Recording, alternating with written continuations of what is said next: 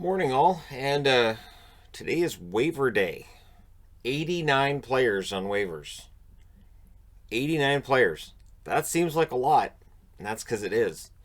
And all but one cleared from yesterday. There's only one player taken, and that was not Josh Hosang.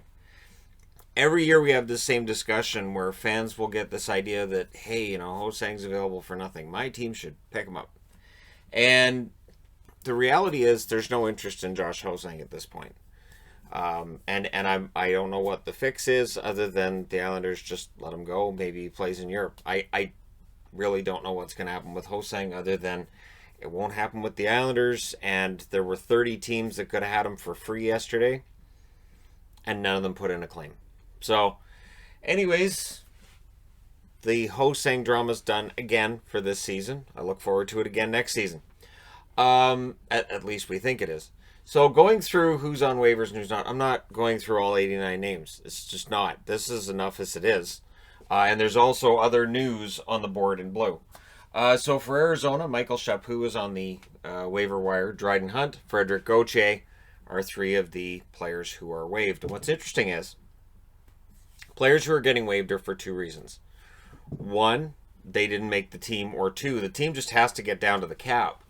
And they have to waive some guys to get to the cap. And they may very well as well. There's actually a 0.3 in this as well. You waive a guy, you can trade him, and that other team, as long as he's cleared waivers, can then demote him and not have to worry about waiving him again for 30 days.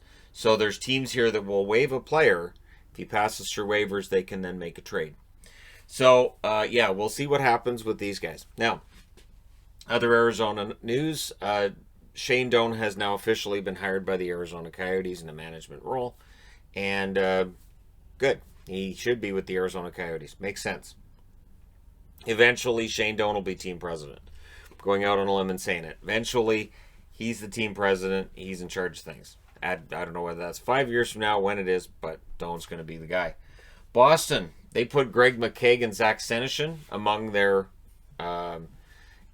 placements on the waiver wire. Senyshyn, of course, is interesting because this is a year where maybe he could have made this roster if they figured he could put the puck in the net the way that they thought he would when they drafted him in the first round. Shockingly drafted him in the first round 5.5 years ago, and he's on the waiver wire. So I don't think he gets taken, but he can be had for free. Carolina, Joakim Ryan is one they picked up in the offseason. He's on the waiver wire for them. And then we move along to Carolina. Carolina has Nathan Gerbe and Adam Clendenning as two guys who are noteworthy on their waiver wire. And again, this is not all 89. It's just not. Go to TSN, look for all 89. I think Puckpedia has all 89. Cap Friendly will have all 89 as well. Now, the Flames, they've got Oliver Shillington on waivers and Derek Ryan. Two players that I could totally see being picked up. Absolutely could see both of them getting picked up. I'm going to go out on a limb and say Florida could be a team that picks up Shillington, because if we look over to this side of the board, Florida claimed Noah Juleson. So they claimed Gustav Forsling, then they claimed Juleson yesterday. I think Shillington at least has to be in the conversation for a guy they can now pick up for free and really add some depth to that blue line. Florida's blue line's been a problem for a while. They're using the waiver wire now to improve it. And sometimes that works. So, we'll see whether or not Shillington and Ryan clear. Chicago, John Quenneville is a notable for them. Nick Seeler as well. Detroit, Joe Hicketts being on waivers again. And Evgeny Svechnikov. This is an argument that I've had with people for a long time, where I really don't see an NHL player with Svechnikov. I don't think that he's, and this is that age-old argument of I don't think he has the skill to be a top six, and I don't think his game works as a bottom six forward in the NHL. So he ends up looking pretty good in the American League, but there may not be a place for him in the National Hockey League. We'll see if he gets taken. He's still young. He is coming off of injury-riddled seasons, yes, but it might be tantalizing to somebody. Somewhere Ron Francis is on the phone going, guys, I could just put together a team and Seattle could play now. Because, seriously, you could put together a decent Seattle team out of some of these guys. Edmonton, Jujhar Khaira. is on the list, so Jujhar Khaira must not have had a very good camp. And Joakim Nygard. And I would not be surprised to see Nygard taken. The thing is, when all 31 teams are putting guys on the waivers at the same time, it is easier to sneak guys through, I would think, than otherwise. Where everybody's trying to get under the cap, everybody's trying to do the same thing, and now everybody's got waivers too. They're probably more concerned with, okay, have we got our books in order? Is our roster set?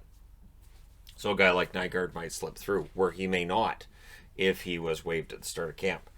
Montreal shocked everybody by waiving both Michael Frolik and Corey Perry. I would be stunned if the Anaheim Ducks don't put in a claim on Corey Perry. It would be stunning to me if the Anaheim Ducks don't look at the money being paid to Corey Perry and go, he's an upgrade on our fourth line. Done. And Anaheim finished low enough down. Remember, for waivers, the team that gets first pick is the team that finished at the bottom of the standings last year. The Ducks have a pretty early pick here, so they can put in a claim on them. And it is that if multiple teams put in a claim, the team that finished closer to the bottom of the standings the previous season will get that claim. And it stays that way until we're 10 games into the season, and then it goes by standings during that season. So Corey Perry may be headed back to the Ducks. May not play a single game for Montreal. And I'm honestly quite surprised. And yet there's a cap, and Montreal's been over it, so you know, there's going to be some interesting moves here. New Jersey, Nick Merkley is a notable that's on the waiver wire. The New York Islanders, Thomas Hickey and Andrew Ladd. You want to look at a team that needs to get under the cap, look no further than the Islanders. So I would expect Ladd and Hickey both clear. The Rangers, Johnny Brodzinski, Colin Blackwell and Keith Kincaid stand out. Kincaid, how the mighty have fallen. Kincaid was a decent goaltender a few years back. And now here he is with the Rangers. He'll clear waivers. Probably ends up on the taxi squad. Keep that in mind, too. These guys, a lot of them may end up on the taxi squad. For the Ottawa Senators, they break my heart today in cutting Rudolph Balcers. And you know what? It's fine, because Balcers, I like the player, but it may very well be partly related to the name. Name's a lot of fun. I would be perfectly fine with any team I cheer for picking up Balcers. That would be fine with me. But he may also fall into the same category as Svechnikov. Not quite enough skill for the top six, and not a game that translates to a good bottom six role in the NHL. Philip Chalapik, he's on the waiver wire. Christian Jaros, who I like, but he's on waivers. And Matthew Pekka is on waivers as well for Ottawa. Again, I don't have everybody on this board. Not all 89. For Philadelphia, Alex Lyon, Samuel Morin. And I could see Morin being picked up. Absolutely. Chris Bigras, Nate Prosser, and Derek Pouliot. I am surprised a bit there by Sam Morin being on the waiver wire. Just a bit. For San Jose, Trevor Carrick, Frederick Claesson, and Antti Suomela are all on waivers.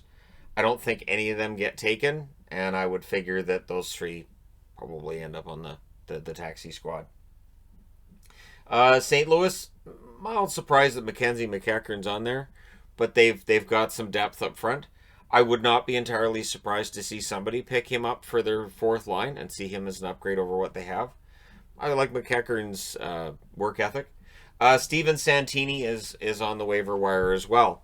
The Blues also made it official today. Act surprised. 1 year, $4 million for Hoffman. So Hoffman is going to be a Blue for a while.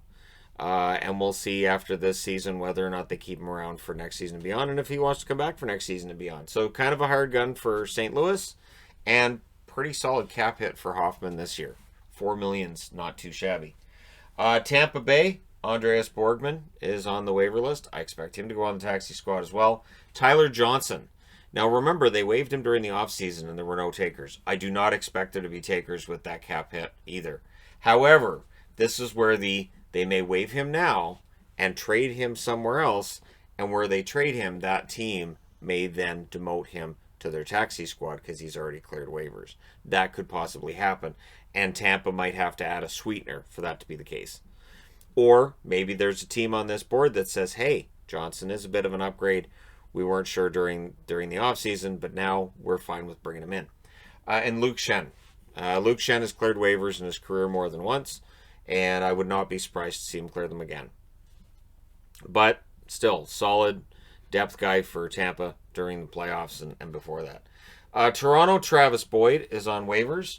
I'm only mildly surprised by that because Toronto did this last year and they did it this year as well, where they signed a bunch of guys, brought in a bunch of guys with the idea that not all of them were going to make it. It honestly was a pretty solid plan. They seem to have done it again this year. Martin Marincin, not the first time for him, and not the first time for Calle Rosen. And Pierre Engvall was demoted. There was some discussion about whether or not, with Kerfoot possibly missing the start of the season, that maybe Engvall might get that third-line center spot. He did not impress Sheldon Keefe, and so Engvall has been sent down to the Toronto Marlies. Did not require the waiver wire, which I think is why Joey Anderson probably gets sent down too. He didn't require waivers.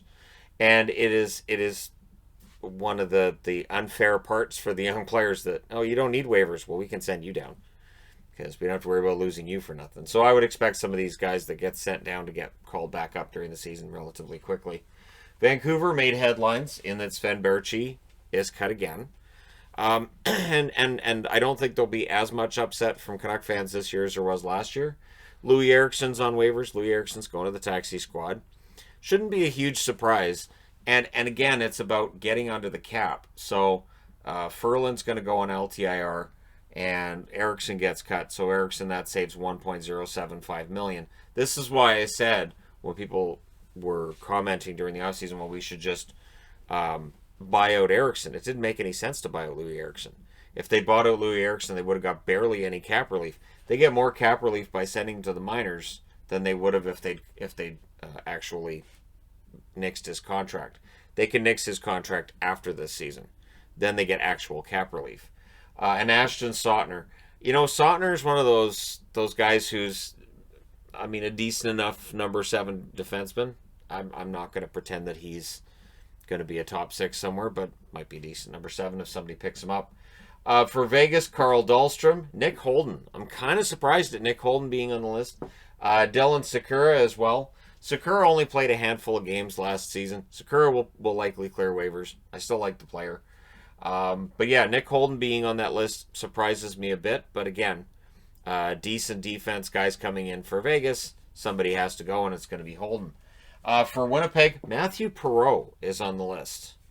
So when I was looking at this, and again, with the idea of, okay, so is somebody going to get traded? I could see Perreault clears waivers, gets traded. Lucas Spiza on waivers should be able to clear, and we'll see. We'll see if Anaheim takes Spiza from Winnipeg the way Winnipeg took Spiza from Anaheim. Maybe Anaheim puts in a couple of claims to get back Corey Perry and Lucas Spiza. Profit. In Washington, Lucas Johansson coming off of a injury-riddled season, and not really a surprise he gets cut and put on waivers. I don't think anybody will pick him up. I don't think Johansson gets picked up on waivers. Phoenix Copley, meaning he did not outlast Vanacek. Vanacek has had the inside track on the backup job basically since we found out that Lundqvist wasn't going to play. And Paul Ledoux. Again, this is, a guy who's got NHL experience, and somebody might say, hey, wouldn't mind picking him up. So yeah, we'll see. We'll see what happens. But the Canucks are back on the ice today as well for their practice, so all is well. And again, it's out of an abundance of caution. And remember, too, the taxi squads are there because the NHL knows there's going to be COVID positive tests. They know it's going to happen. And so the taxi squad is there to try to make sure that when it happens, that you have enough players to still throw a team on the ice. So this is all going the way that they figured that it would. And so get ready for a fun ride. And we'll see how many of these guys get taken tomorrow. So let me know which player you think gets taken that's currently on waivers. But if I had to pick one, I would say Shillington out of Calgary to me is the one that I think's most likely, but Corey Perry's right there with him. Let me know your thoughts. Frolik as well, sure, why not? So yeah, let me know your thoughts. Hit like and subscribe if you're browsing your way through. You just happened upon this video. Thank you guys so much for watching, for all your support. I will talk to you again soon.